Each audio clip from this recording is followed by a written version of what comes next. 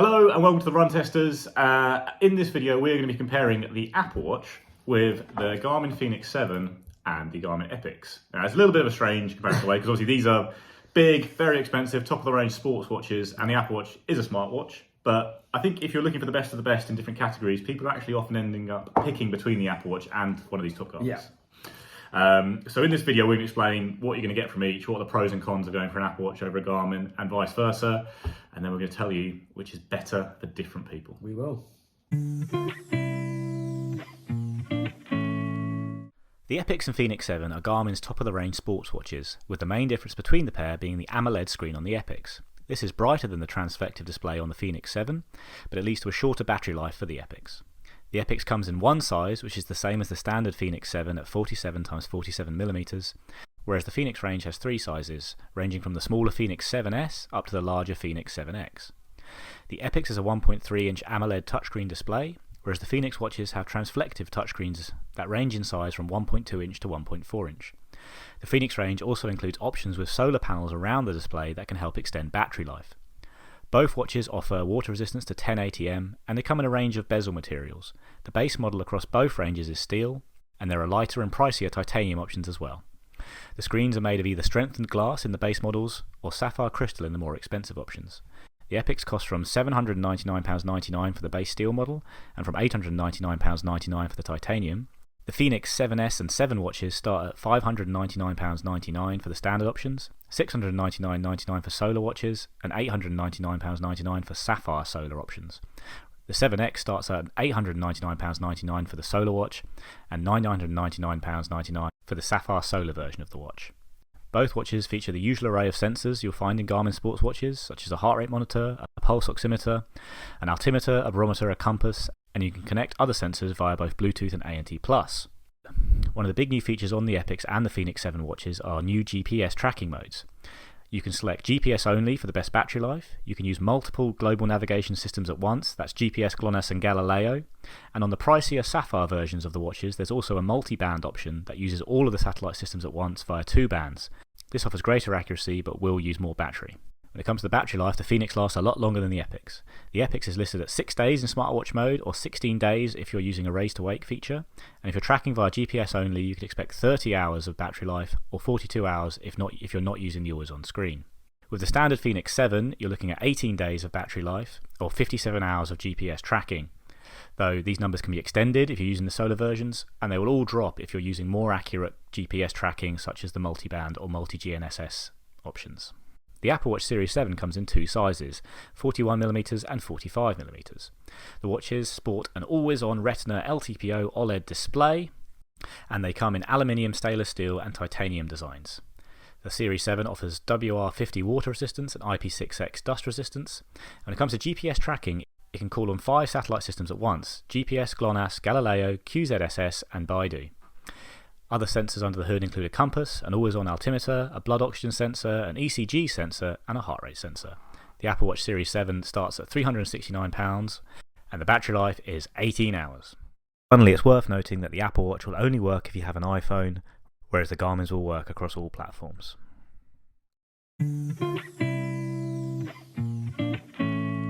On to the run test. Basically in this, we're going to talk, when it comes to the Apple Watch, we're going to talk about the native workout tracking, but also what you can get from third-party apps, because you do have to use third-party apps to upgrade the experience on the Apple Watch, it's fair to say. Yeah. But first, we can have a little dive into design, and how it feels on the wrist. The Apple Watch is very light, very nice watch to wear, I think, all the time. I think so, and obviously you are getting, a bit like the Fenix, you're getting some size options, but obviously the options are very different. You're getting square over kind of round looks, but you're getting kind of very strong colour space if you're looking at it compared to the Epix. With the Fenix, obviously you've got a transfective space, you've got something different there. Apple have got that kind of huge kind of element in terms of the bands. You know, there's a huge kind of band market. We love bands. I'm a big fan of that. So the more options, the better. And Apple, you know, you've got a lot of first and third party kind of options there. You're getting that with Garmin as well, but ultimately I think you're getting a little bit more on that front. But you know, I'm fine with the look of the Apple Watch personally. I think the same with the Fenix. Fenix is a more rugged looking, and then the Epix is, you know, it's a similar kind of design there as well. So I think there's a lot of similarities in aspects, but you are going to get a different kind of look. Also, comfortable. I've been comfortable for me. Yeah, very lightweight. Obviously, it's mostly touchscreen based. You've got a couple of buttons, but you don't really use those for navigation. Whereas, the Fenix and the Epix have touchscreens, and they're good touchscreens to flick around. But a lot of people will still be using the buttons in that kind of classic sport watch way. The Apple Watch is just smaller and lighter, and that's just partly because of the lack of battery, which we'll come on to. But also, the Apple Watch has obviously had a very nice screen for a long time. Apple knows how to make use of it. The actual UI is really gorgeous. There's loads of different watch faces. Garmin's just starting to do that with the Epix now, with the new screen, and we'll think that will improve. But in terms of how nice the watch is looking, I think Apple are making better use of their tech at the moment. And then obviously the Fenix is the more rugged outsider with no AMOLED screen. That's really built more for longevity. See, a big feature with all sports watches is the always-on display, and that's obviously very good on the Fenix. It's been forever, the transflected display, doesn't affect battery life. Now the Epix with an AMOLED display still can have an always-on display. You can set it to gestures to wake, but we found the battery life is good leaving it always on, especially during workouts. Apple Watch, always on now for the native app, and third-party apps now can get an always-on screen. But generally you're getting a slightly stripped back version of the app. In the always-on version, you won't see all those data, and the gesture to wake on the Apple Watch is great, but actually some apps, including my favourite Work Outdoors, you don't actually get always on yet because it's a new thing coming for developers. So really, when it comes to screen, the Apple Watch is a very power-intensive screen. It's going to rinse battery, and always on screen is a choice you kind of have to make. With these watches, just go always on, and it's the way sports watches always have been, I guess. Definitely. And in our experience, the Epix screen has been really bright and probably better than the Fenix. I would say that. Yeah, definitely. Now, big hot topic with runners always, doesn't matter what your level is, you want your run to be tracked accurately with GPS. And actually, the Apple Watch has been a surprisingly good performer for me over the last two generations, the Series 6 and 7. It doesn't have the multi-band GPS you're getting on these, but it does have multi-satellite system support at once, and that's why I think it quietly upgraded that behind the scenes and actually has produced some really good results the last couple of years, and it was better than the Fenix 6 Pro for me. And I think for me, from an accuracy point of view and kind of getting on par with what you're seeing in sports watches, Apple would probably come the closest for me, and I had a really strong experience from that point of view on the 7.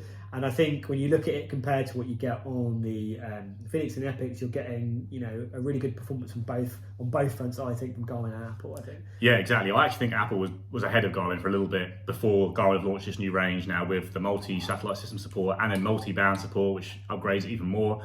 I think actually on GPS accuracy, it's a wash here. All of these are very, very good. I've been on runs with all three. I used the Apple Watch as my kind of main watch for some marathon training last year, and I've used these two watches a lot in the last month, and you get very reliable things. It's still not perfect. GPS will still have dropouts, but I think you can choose between these three without really worrying about what you're getting. Only thing I'm going to say on the Apple Watch quickly is if you're using a third-party app and you're using the accelerometer to kind of judge distance as well as GPS, you might need to occasionally use the native workout app on the Apple Watch to calibrate that accelerometer. So if you just use something like Work Outdoors over and over again, it might start to go a little bit off and you need to recalibrate it. The instructions how to do that online.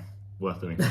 On to heart rate. Now, always a tricky topic with optical watches. They're never perfect on the wrist, but of these three, have you had any particular notes? So, I think we've had discussion in most of our videos about what we think about optical heart rate, and generally the performance has been pretty similar across most watches. The best performance or the best experience I've had on a watch personally has been on the Apple Watch, and even when you kind of up the intensity. Now, I would still recommend pairing a chest strap with it, and you can do that. And I've had a really strong performance from the Apple Watch Series 7 with the Epix and the Fenix. I think it's pretty solid as well.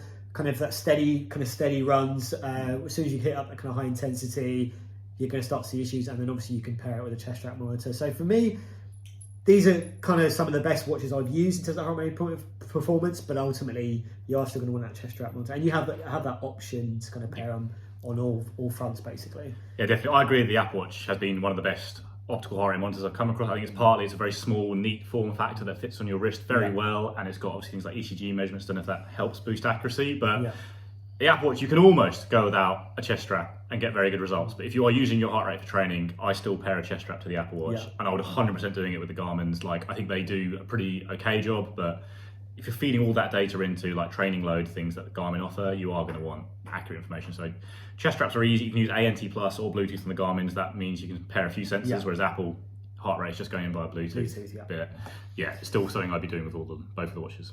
Coming on to what you get in terms of workout data. Now, natively, the Apple Watch is miles behind Garmin's on this. Like, you don't even have lap pace on the running. Yeah. It's a very simple screen. But like Garmin, you've got multiple data screens.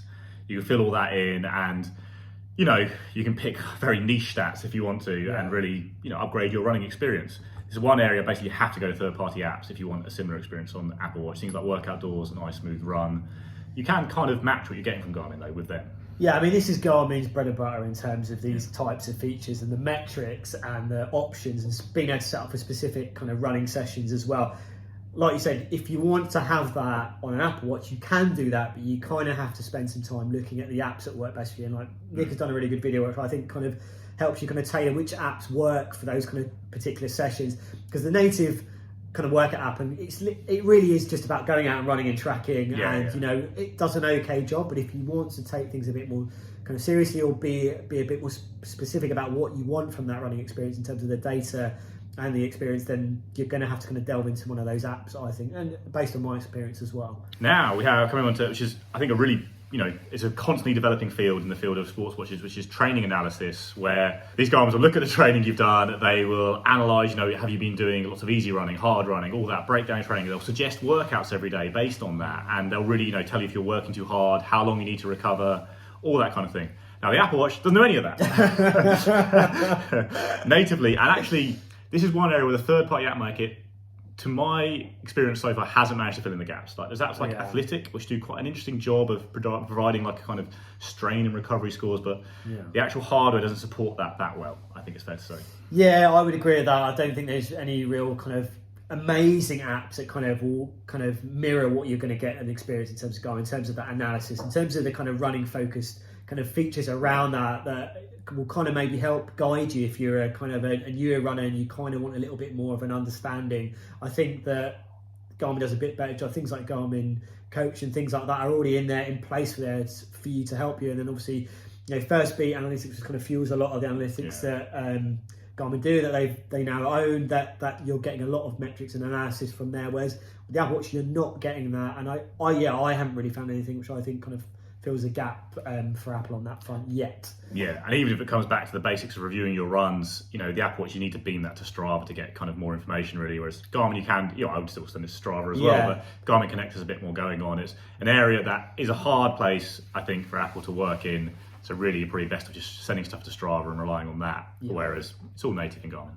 Mapping and navigation now, this end of Garmin spectrum, the Epix and the Fenix are both, you know, astonishingly good on this front basically. You're getting full color maps on the watch. You can use them to create routes on the fly. You can, you know, you get turn-by-turn directions with your route. You get elevation tracking through things like Climb Pro. It's the bee's knees is how I describe it, Mike. Essentially, in terms of a watch, in terms of a sports watch, in terms of if you want the best mapping experience that's available, these are the watches that you're going to get it on. In terms of what you're getting on Apple's, you can get that experience.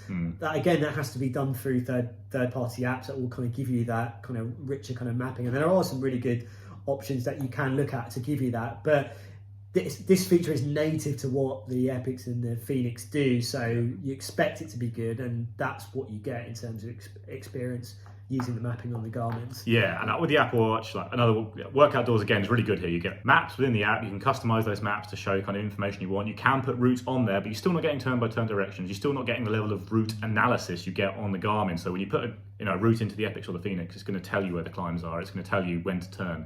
Whereas you get like a map overlay on Workout Doors. Now, there are apps probably that can offer turn-by-turn, and you can probably find some good, you know, even with Apple's own mapping app, you know, just Apple Maps, you can get turn-by-turn directions, but you can't really embed that within a workout app, and that's where it becomes a bit tricky. You're suddenly looking at 3 different sources to get you the information you want on the run, whereas it's just all native in Garmin. And actually between the Garmins here, because we are comparing all 3 of them, is where the Epix actually has a bit of an edge for me, because the screen is so vibrant and clear that it really does shine when it comes to mapping and routing compared to the slightly duller Fenix screen. It makes it much easier to follow a route. And also, you know, if you're looking to get an Apple Watch and something that kind of almost closely mirrors what you're getting in the Garmin, whereas the Epix, because it has that colour screen, will kind of be on par in terms of what you might be looking at. And from a kind of mapping point of view, it's really one of its strong features, and a reason that you would probably pick that if that's a feature that you're looking for in your running watch. And then this kind of follows on a little bit from the data and the kind of training assets available. It's structured workouts. So a lot of people like to set up a workout, follow it on their wrist. Garmin's very easy to do that. You can do basic intervals, set it up in the watch, like 10 times 400 meters with 90-second recovery, or you can create more detailed workouts in the partner app, Garmin Connect, and send them over. Natively, Apple's not offering any of this, but this is really well covered by the third-party app market. Apps like Workout Doors, iSmooth Run, you can create workouts very easily and send them to the watch. Yeah, and that's the thing. If you are willing to kind of invest in using one of these other apps that are not available natively on the Apple Watch, then you can get that experience. I find with Garmin that I actually a lot of times will do my workouts on Connect and then kind of sync them. But obviously you do have the option to do it on the watch as well. So you have that option there for you. Battery life is obviously the big area. There's no contest here. The Apple Watch is a very proud 18-hour battery life, has been forever. Basically, you can run with it that day. You can do quite a long run that day and listen to music and everything, but you are charging it that day. And you've actually had struggles in marathons before, haven't you? I have. Yeah. I mean, obviously the battery has remained unmoved in terms of the claims that Apple makes. And I think you can get through a marathon with it, but you have to be a bit more conservative with the features that you have in play. At least in my experience, that's what you have to do. Whereas you flip that over to the Fenix and the Epix, which now has a colour screen, it doesn't take as big a hit, even though that has an AMOLED colour screen as well. You can get well over a week with it without having to think about charging it. Where the Apple Watch, you still will probably have to do it every 1 or 2 days, depending on how much run tracking you're doing. And then a Fenix, you're getting beyond that because you don't have that colour display. You've got a transflector display which Garmin regularly uses, and that kind of helps with the kind of power that's kind of been sapped from the battery. It's obviously going to be less on that front. So battery life is kind of it's an easy one, really, I think. It's going to be a deal breaker for a lot of people. Basically, what Apple has done is they've added more features to the watch while keeping it at 18 hours. That's their aim every generation, whereas Garmin have looked to expand battery life. And on the new Epix, it was a real worry of ours that actually the AMOLED screen would mean the battery wasn't very good. But even if you're going all guns blazing, the highest GPS accuracy, always on, all the time, running every day. So what I've been using it as, I've been getting 5 days, 6 days, which is 5-6 times as long as the Apple Watch. And the Fenix, is 3 times the Epix or 2 times easily because of that transflector display. So if battery life's a deal breaker, you probably won't have made it to this point of the video, I'd say, because the Apple Watch is just never going to do that, and it's really, you've got to be prepared to charge it every day. Okay, so the Apple Watch started to lose a bit of a pacing at the end of some of the run system. We're now in its stronger area, which is smartwatch features, obviously. Now, let's start top of the range with NFC payments, something that really shows off the differences between these watches. Apple Pay, easy to set up, used everywhere, every bank, everything. Everyone can use Apple Pay pretty much, and it seamlessly works. Garmin Pay, it's not really the case, is it? No, in terms of that support, in terms of, I think, the setup process, I think in terms of payments and payment systems on watches in general, I think Apple have pretty much nailed it. And in terms of my experience of the other payment platforms on watches, that's the one that I think feels just works. And you can get that functionality on the Garmin. It's just whether your bank is going to be supported. Whereas with the Apple, it has that wider support, I think, in comparison. So I believe Garmin Pay, it does better in America. There's more bank support. In the UK, it's kind of Santander and a few kind of upstart banks like Starling. I think there are ways around it using apps and stuff, but it's a bit more of a hassle, and it's a feature that I've never ended up using regularly. Whereas with the Apple Pay, I will, if I'm wearing my Apple Watch at the time, I'm using it every day on the trains, paying it Tesco and the like. Now, music though, as a big smartwatch feature, is a bit closer, I think. Basically, if you use Apple Music, Apple Watch is amazing. If you use Spotify, Garmin actually is pretty amazing.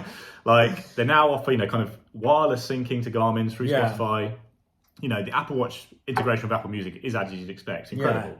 But I think if you're currently platform agnostic and you want one of these watches, you can get music onto them by either going for Spotify. I know Apple does support Spotify as well. So on Apple, you've got that kind of close integration with their own music platform, but obviously now you do have offline player support for Spotify, which is something that Apple Watch owners have been crying out for, and you now have that.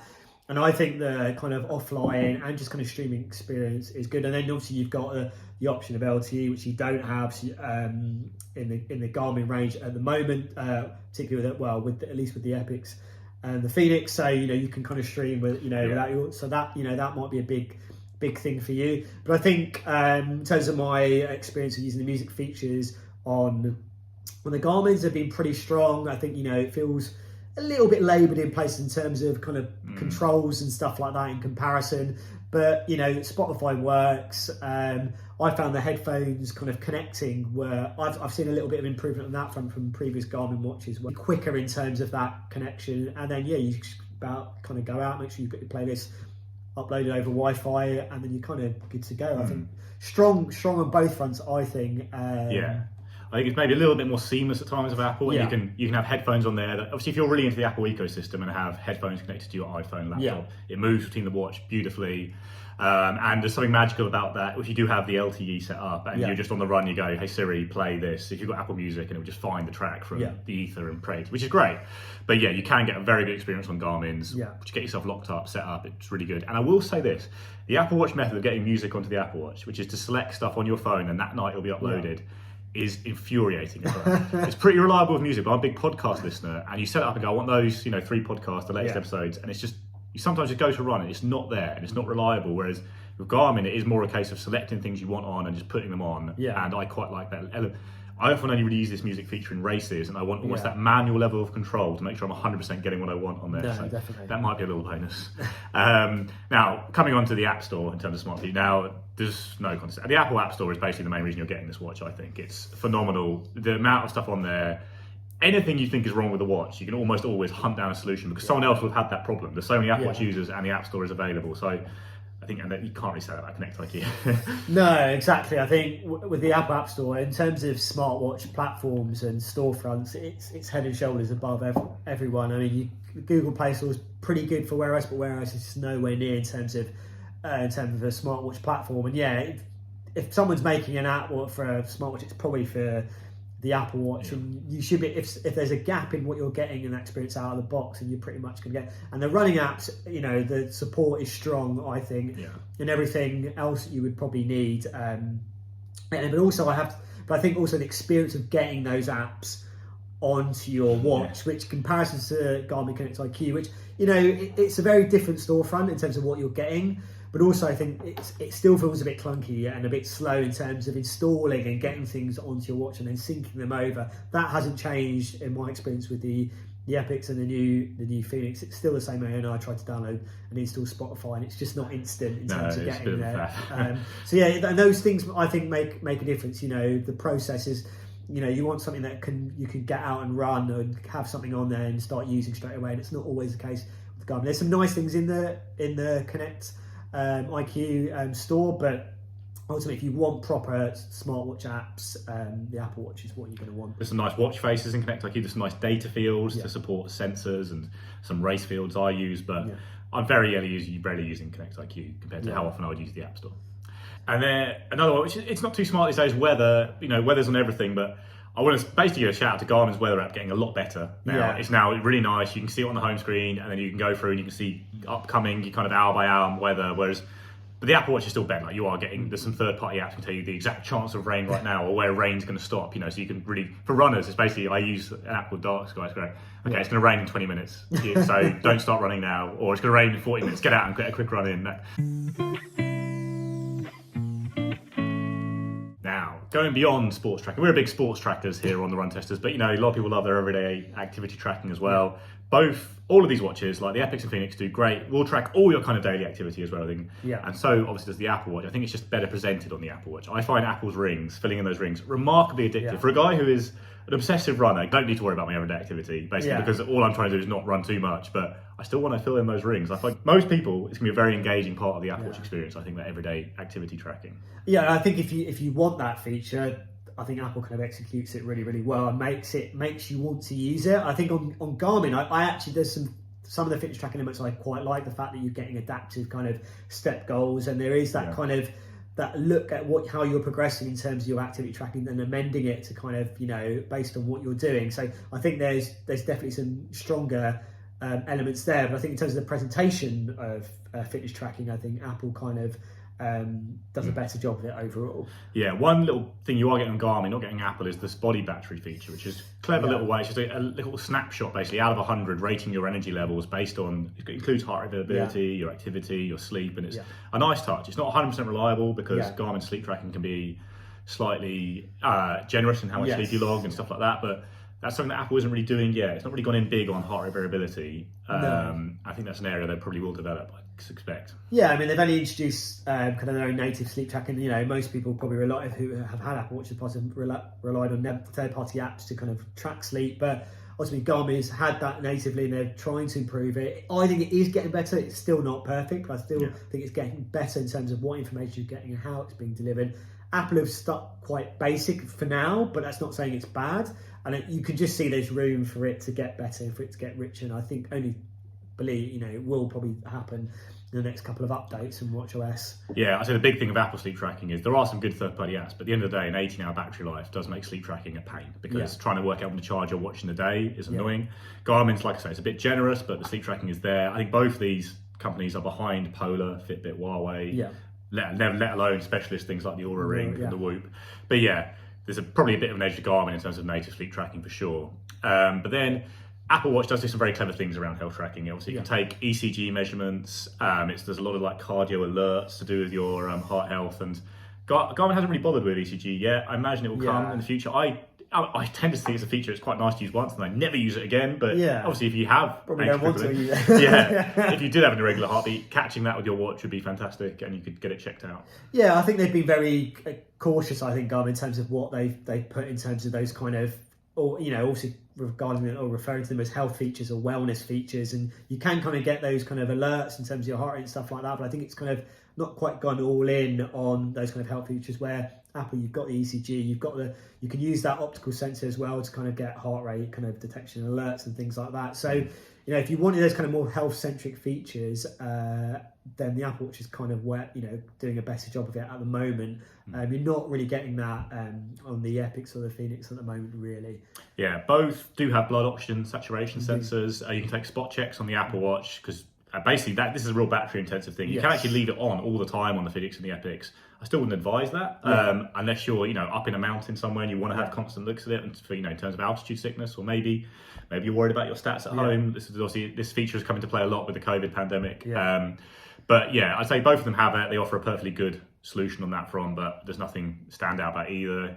How much I'd still say, if you are worried about that, you need more accuracy. You need one of those little finger sensors. I think these watches are guidelines on that front.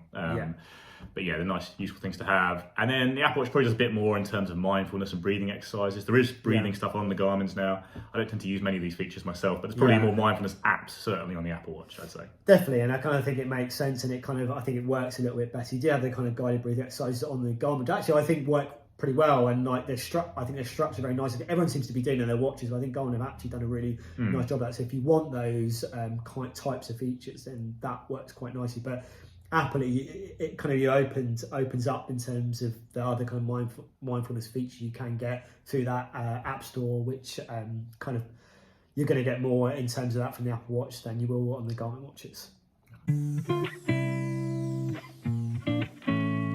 Okay, verdicts. So we've given you a lot of information about these two watches, their strong points, their weaker points. It really does come down to what watch would suit you better now. In the last year and a half, I've more or less alternated between the Apple Watch 6 and now 7 and the Fenix 6 because the accuracy was fantastic on the Apple Watch. I really liked the presentation. I loved the smaller form factor. And there wasn't, the Garmin sports tracking was still better and the native tracking was a lot better, but there wasn't enough there to force me into a Garmin. I don't know if the equation has changed a little bit now with the Epix and the Fenix because the accuracy is fantastic, basically faultless, and the Epix has this lovely screen, which does make it just a joy to wear day to day. If you are someone like me who really values the presentation of an Apple Watch and maybe just found the Fenix a bit too rugged and outdoorsy for you in the past, I'm not a very rugged character, I think it's fair to say that. And I think using things like work outdoors, I could get a very good, as a very serious runner, you can get. The Apple Watch shouldn't be written off, basically, I think. Yeah. But you have to work a bit harder to get the features you need on it compared to a Garmin. I think that's the key thing for me. I feel like over the last couple of years, the Apple Watch has become more of a running option, where before I wouldn't be convinced by it. There's still elements, I think, that do let it down in terms of being the ultimate kind of running watch. I think that mainly the battery life, but ultimately in terms of the tracking, in terms of that customization that you can get through the third-party apps, then you've got that there to get a better kind of more run-focused experience from the watch. With the Garmin's, they're getting better at becoming smartwatches. I still think the Apple more merging. Yeah, I think the Apple Watch. I think Garmin has realised they have to kind of offer kind of both and try to get a good balance between those things. I think they've almost got quite the right balance in terms of that. I think with the Epix having that colour screen, it makes those smartwatch features a little bit nice to use. Things like looking at notifications. I think for one is one of the things that I think it works really well. Ultimately, we have to keep in mind the price of these things as well, which I think is a really important thing. And obviously, things like the Fenix and the Epix are quite considerably more expensive than the Apple Watch. So you really need to think about the trade-offs. I personally, if I would have to pick, I would probably go for the Epix, but you're still talking a lot of money in terms of what you're paying for. And you have to kind of keep that in mind, I think, with these watches. Definitely. I think in the past, I'd have been an Apple Watch if I had to pick now, because I'd have spent the time finding those apps, getting on the forums, talking to developers, because everyone's very responsive and just getting the features you want onto the Apple Watch, which is one of the great advantages of that App Store. Now, I think the Epix does offer enough, but it does it at quite literally twice the price if you're getting titanium version. So that's a big thing. Money's no object. I would pick the Epix. I think if you're a very serious runner and you really want a smart experience, the Apple Watch can do it. You've just got to be a bit canny about how you use it, and obviously you're going to have to accept that battery life. And if you are all about battery life, and the screen is going to be secondary, the Fenix screen isn't bad, and you are getting months of battery life, a month of battery life. There is the clear case for this watch is obvious. It's the battery life.